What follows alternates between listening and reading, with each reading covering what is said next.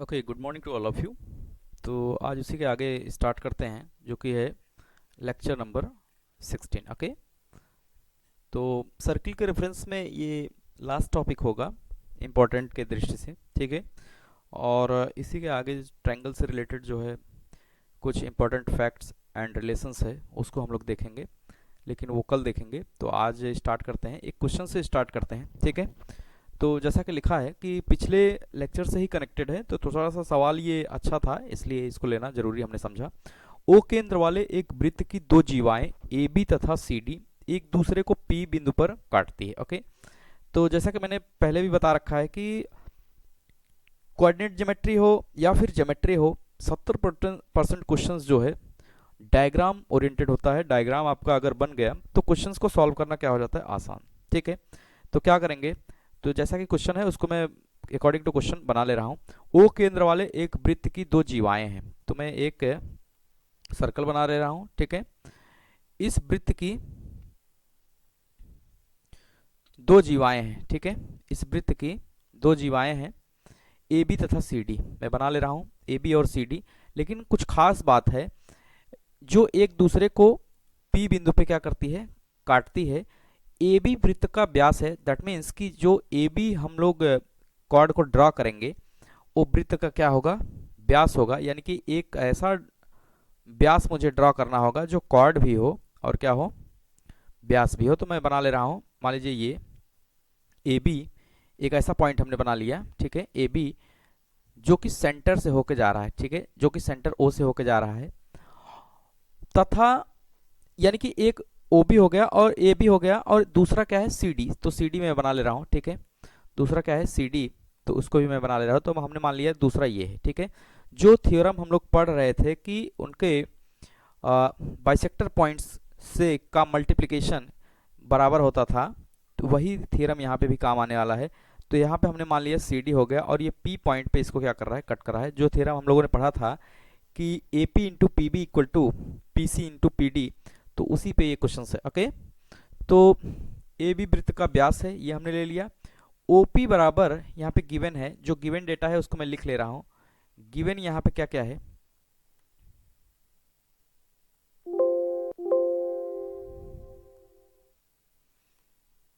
यहाँ पे गिवन है कि ए ओ पी इक्वल टू क्या, पी बी, यानी कि ये लेंथ इस लेंथ के क्या है, बराबर है। ओके, ये गिवन है।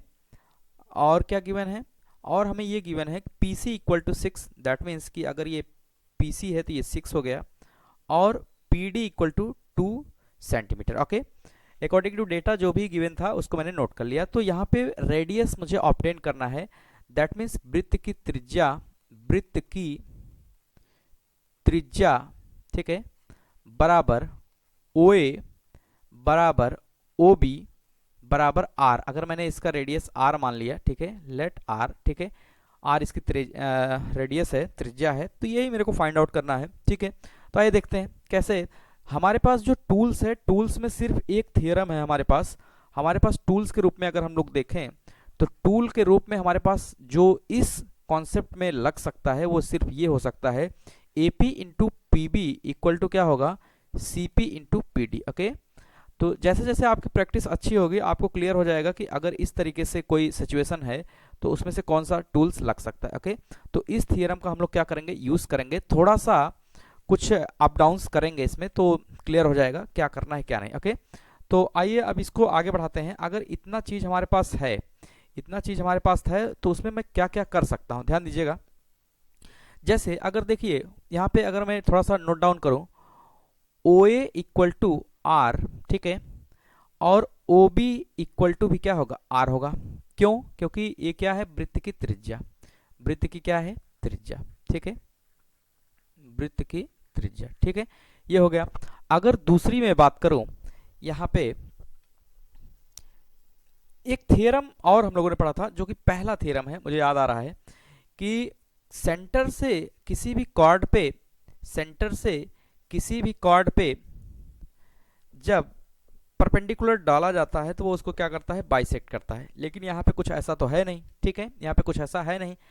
यहाँ पे एक चीज और दिया है, अगर मैं अच्छे से देखूं तो यहाँ पे दिया है OP बराबर PB, लेकिन गौर से देखिएगा, चूंकि ये गिवन है, अगर मैं OB को लिखूं तो OB इक्वल टू हो सकता है OP plus PB। Okay, clear है? OB इक्वल टू क्या हो जाएगा? OP plus PB।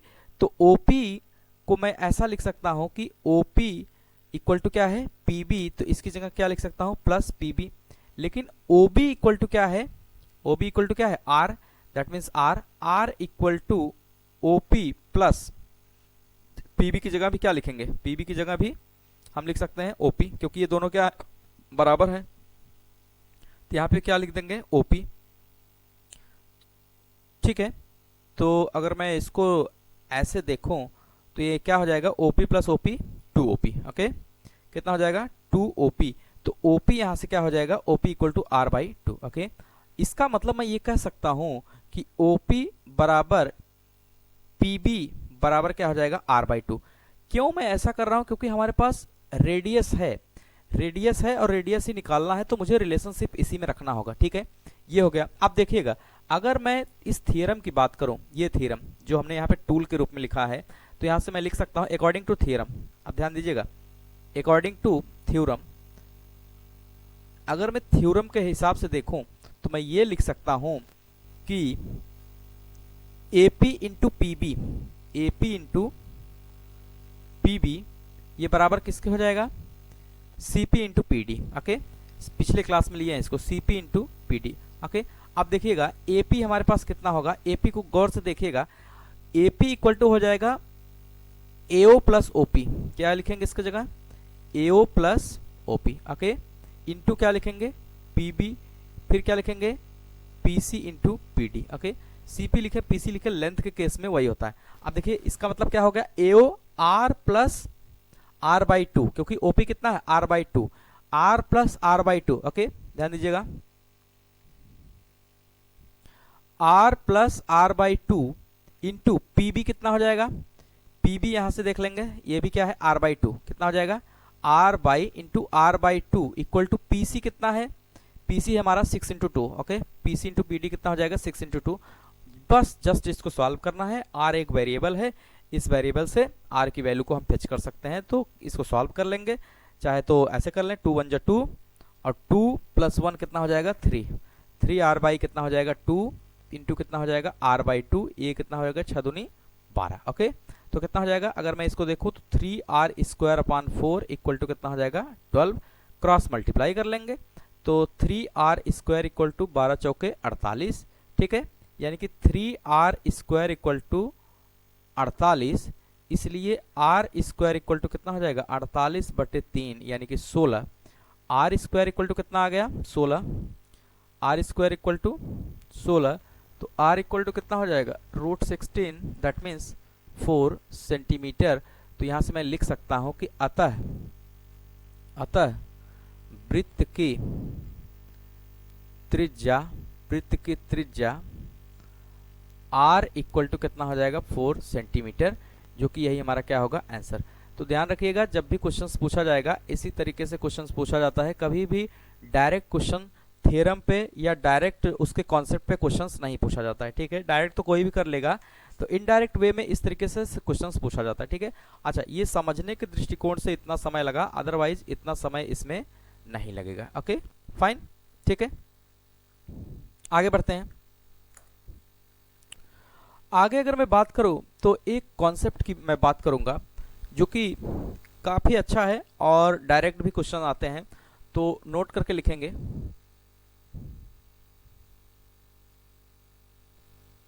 समबाहु त्रिभुज, समबाहु त्रिभुज। तो इसके बारे में अगर मैं बेसिक जानकारी थोड़ा सा दे दूं तो ऐसा होगा कि ऐसा त्रिभुज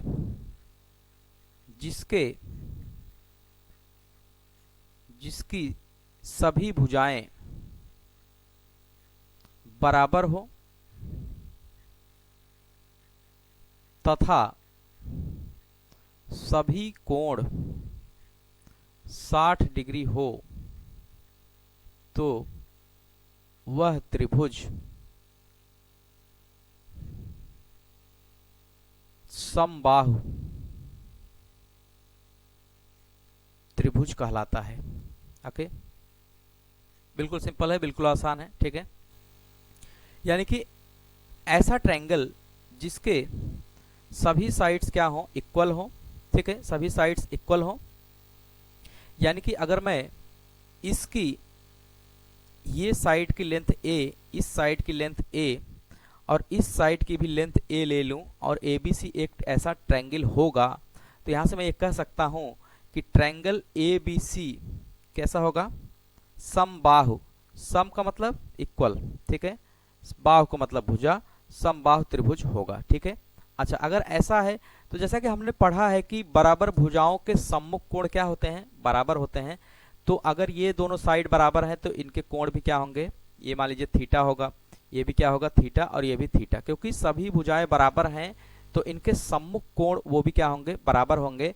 तो हमें ये पता है कि angle A plus angle B plus angle C equal to कितना होता है, 180 डिग्री, ठीक है, किसी भी ये ट्रायंगल की प्रॉपर्टी से। तो एंगल ये कितना है, theta plus theta equal to कितना हो जाएगा, 180 डिग्री।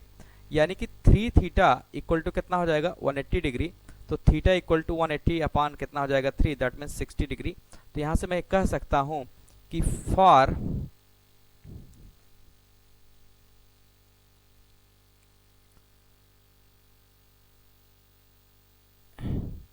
फॉर इक्विलैटरल ट्रायंगल, यानी कि समबाहु त्रिभुज के लिए, समबाहु त्रिभुज के लिए एंगल A बराबर एंगल B बराबर angle C equal to theta equal to कितना हो जाएगा, 60 डिग्री। ओके, क्लियर है।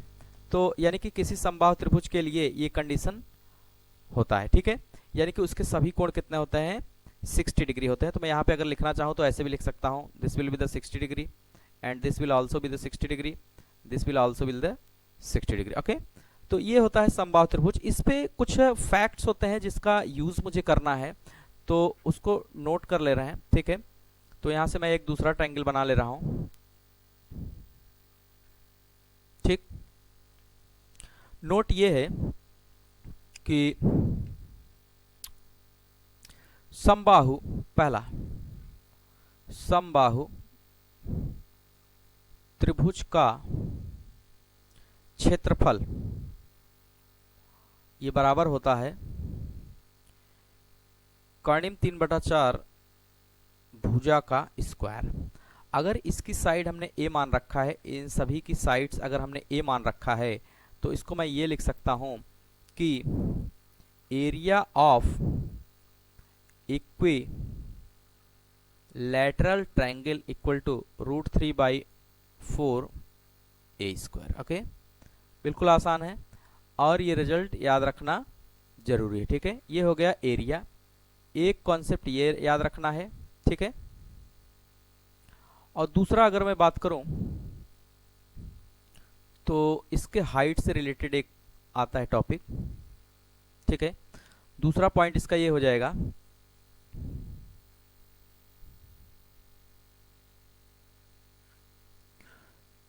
समबाहु त्रिभुज की ऊंचाई, समबाहु त्रिभुज की ऊंचाई ये बराबर होती है कर्णिम 3/2 गुणे भुजा। तो इसका मतलब अगर मैं इसको थोड़ा सा लिखूं तो यहां से लिख सकता हूं कि height of equilateral triangle equal to कितना हो जाएगा, √3/2। साइड अगर इसका a है तो √3/2 a हो जाएगा। ओके, क्लियर है।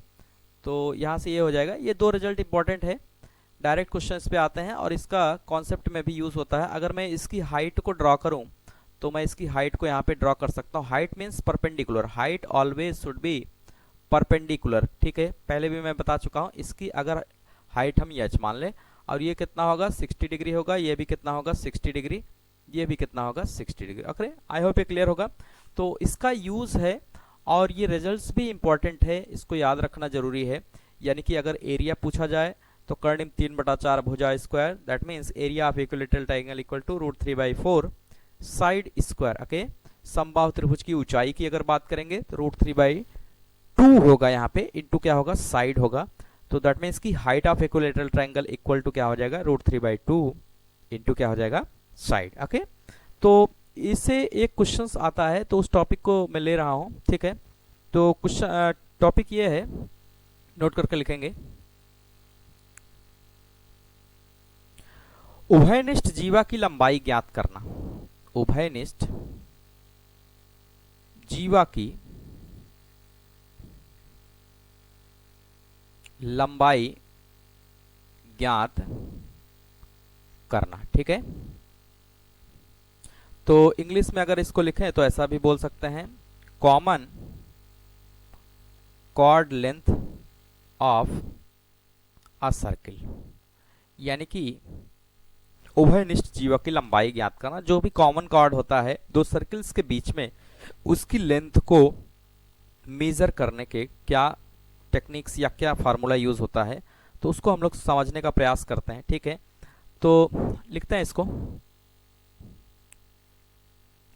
जब समान त्रिज्या के दो वृत्त, जब समान त्रिज्या के दो वृत्त एक दूसरे के केंद्र से होकर जाएं, एक दूसरे के केंद्र से होकर जाएं, केंद्र से होकर जाएं, तो उभयनिष्ठ जीवा की लंबाई, तो उभयनिष्ठ जीवा की लंबाई ये बराबर होता है √3 इंटू रेडियस, √3 इंटू त्रिज्या, ठीक है। तो इंपॉर्टेंट रिजल्ट है, डायरेक्ट इस पे क्वेश्चन आते हैं, डिस्कवरी करने की कोई जरूरत नहीं है, ठीक है। तो आइए देख लेते हैं, इस थीम को समझने का प्रयास कर लेते हैं कि कैसे इसको समझेंगे, ठीक है।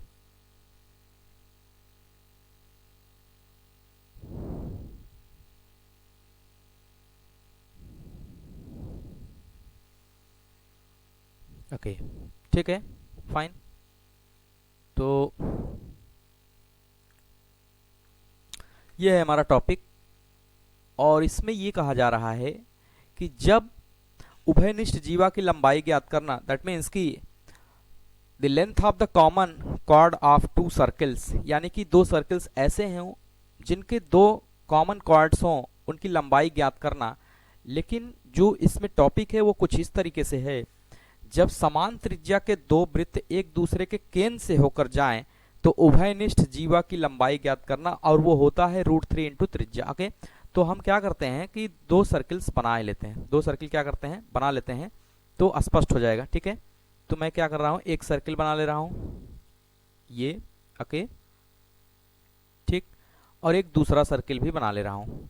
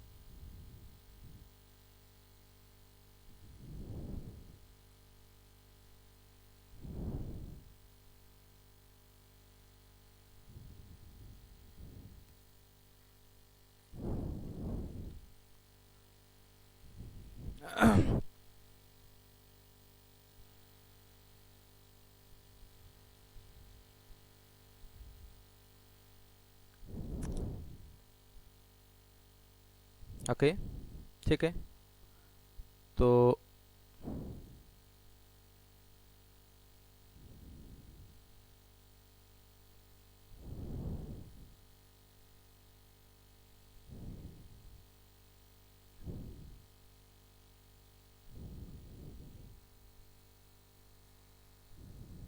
ठीक है,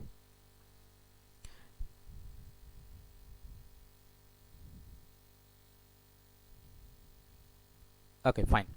तो ये है दो सर्किल्स, अगर अब ध्यान दीजिएगा, जो हमारा टॉपिक है वो ये कह रहा है जब समान त्रिज्या के दो वृत्त एक दूसरे के केंद्र से होके जाए, दैट मीन्स कि यहाँ पे अगर मैं इसको सर्किल नंबर 1 डाल दूँ, ये सर्किल नंबर 1 है और ये सर्किल नंबर क्या है 2। ओके, ध्यान दीजिएगा, इन दोनों सर्किल्स की खास बात क्या है कि इसकी जो रेडियस है वो क्या है r है, रेडियस क्या है r है, और इसकी भी रेडियस क्या है r है। ओके, ध्यान दीजिएगा, तो इसका मतलब अगर ऐसा कुछ सिचुएशन है कि इसका सेंटर अगर ये है और इसका सेंटर क्या है ये है, ठीक है, यानी कि दोनों के जो रेडियस हैं वो समान है, दैट मीन्स कि अगर मैं इसको, ध्यान दीजिएगा, इसको अगर एज ए रेडियस मान के इस सर्किल को बनाता, ठीक है, एज ए रेडियस मान के इस सर्किल को बनाता, तो मान लीजिए इसका सेंटर क्या है ए है और इसका सेंटर बी है, ये दूसरे के सेंटर से होके जाएगा और इसको जब मैं एज ए सेंटर मान के और इसको एज ए रेडियस मान के बनाऊंगा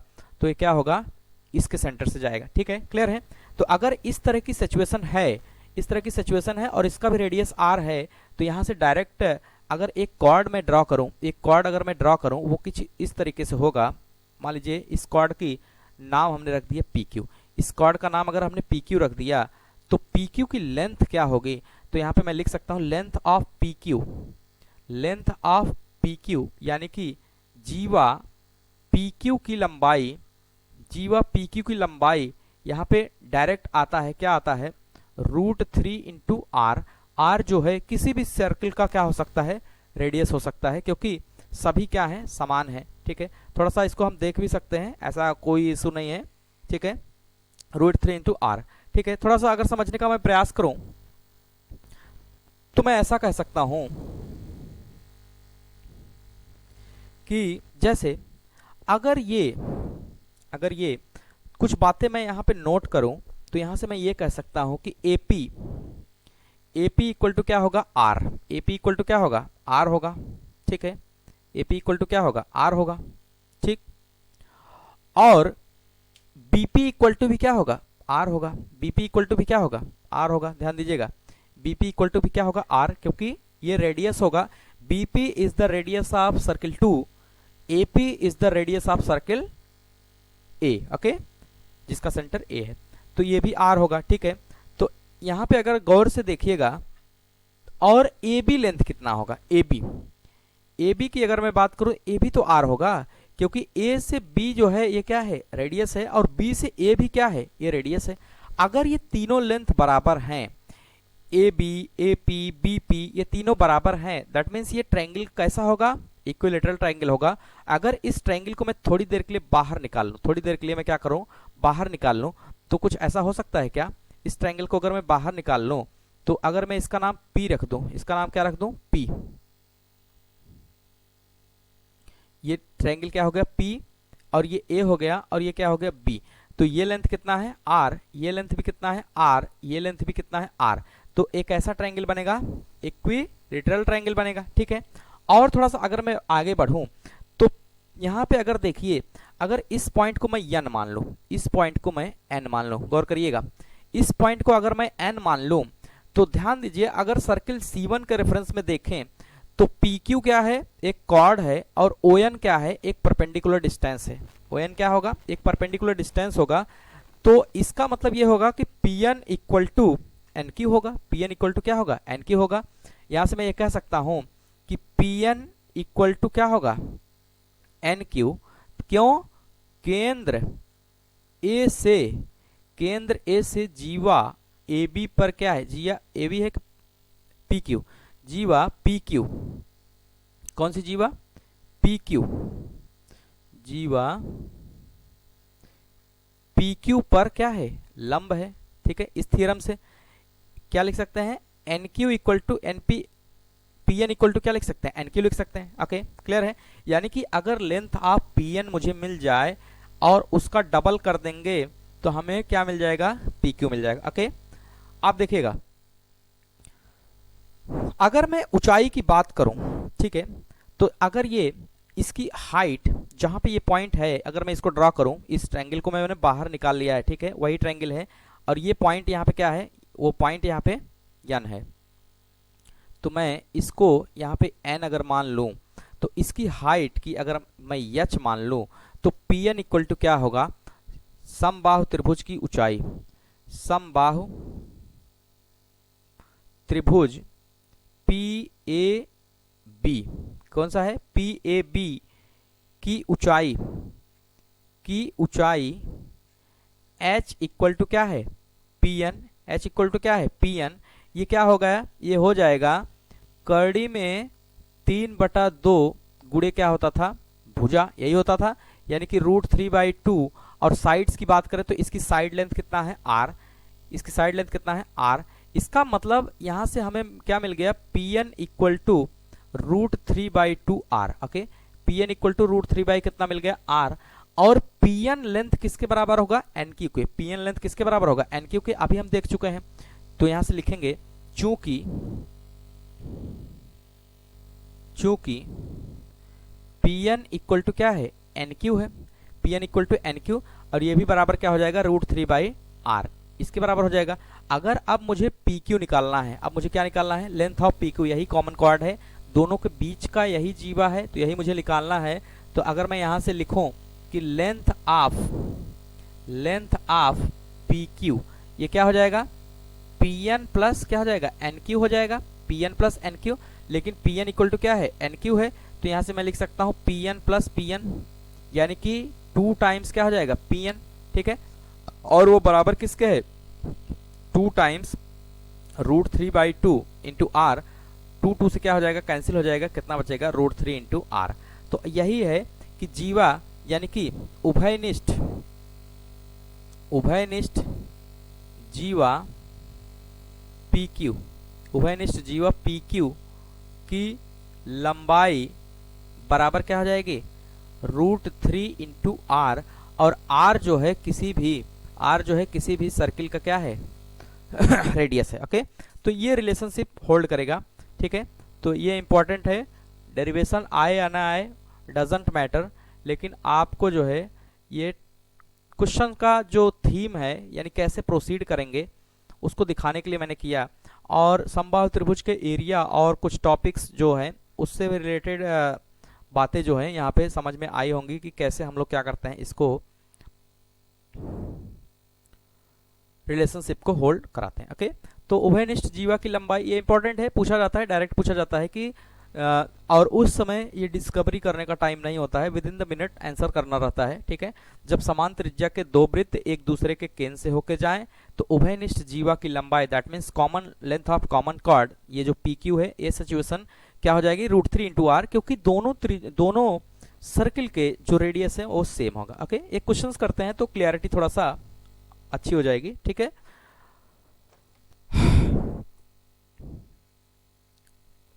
5 सेंटीमीटर त्रिज्या वाले,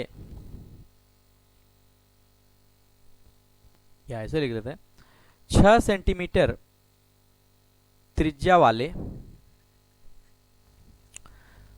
दो समान वृत्त एक दूसरे के केंद्र से होकर जाते हैं, एक दूसरे के केंद्र से होकर जाते हैं, तो इनके उभयनिष्ठ जीवा की लंबाई बताइए। तो इनके उभयनिष्ठ जीवा की लंबाई बताइए। ओके, इसको थोड़ा चेंज कर देते हैं तो कैलकुलेशन हमारा आसान हो जाएगा, ठीक है। इसको मैं कर दे रहा हूं 6√3, ओके, 6√3 सेंटीमीटर त्रिज्या वाले। ओके, जो भी होगा, यानी कि मैं क्या करूंगा, कैलकुलेशन रहता है, ठीक है। तो सिचुएशंस को अगर मैं ड्रॉ करने का प्रयास करूं तो मैं ऐसा कर सकता हूं कि 2 सर्कल्स बनेंगे, ठीक है, बना लिया, एक सर्कल ये हो गया, ठीक है, दूसरा भी ड्रॉ कर ले रहे हैं, दूसरा सर्कल ये हो गया,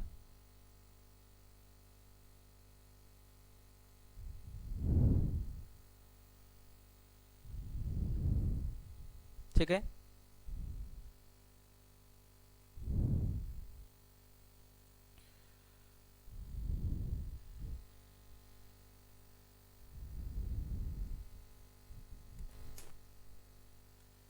ठीक है। तो अब देखिएगा, तो इसका कॉमन कॉर्ड की अगर मैं बात करूं तो कॉमन कॉर्ड क्या होगा, ये क्या हो गया, अगर हम इसकी बात कर लें, ये ए बी है, ठीक है, और इसका सेंटर अगर हम ये मान लें कि ये ओ डैश है और ये ओ है, तो मुझे क्या चाहिए, ए बी। तो यहाँ से मैं लिख सकता हूँ, सोल्यूशन अगर लिखना शुरू करें, ठीक है, तो लेंथ ऑफ ए बी यानी कि जीवा ए बी क्या हो जाएगा, इसका भी रेडियस कितना है 6√3 और इसका भी रेडियस कितना है, आर की वैल्यू कितना है, दोनों में समान होती है 6√3 सेंटीमीटर। तो ये क्या होता था, √3 इंटू क्या कितना होता था, त्रिज्या, √3 इंटू क्या होगा, त्रिज्या। तो यहाँ से √3 और त्रिज्या कितना है 6√3 और ये कितना हो जाएगा, √3 मल्टीप्लाई होके √3 का होल स्क्वायर इंटू 6 हो जाएगा, यानी कि 3 इंटू 6 दैट मीन्स 18 सेंटीमीटर। तो ये हो जाएगा फाइनल हमारा क्या आंसर। ओके, ठीक है। तो आज के लिए इतना ही रखते हैं, कल ट्रायंगल्स के पोर्शन को स्टार्ट करेंगे, उसमें कुछ फैक्ट्स और इम्पोर्टेंट थ्योरम्स हैं जिसपे क्वेश्चंस पूछे जाते हैं, ठीक है। तो उसको करने के बाद जो है ज्योमेट्री को क्लोज करेंगे, ठीक है, फिर अलजेब्रा स्टार्ट करेंगे, ठीक है। तो उम्मीद करते हैं समझ में आया होगा, ठीक है। तो मिलते हैं अगले लेक्चर में ट्रायंगल्स के साथ, तब तक के लिए बाय बाय, थैंक यू।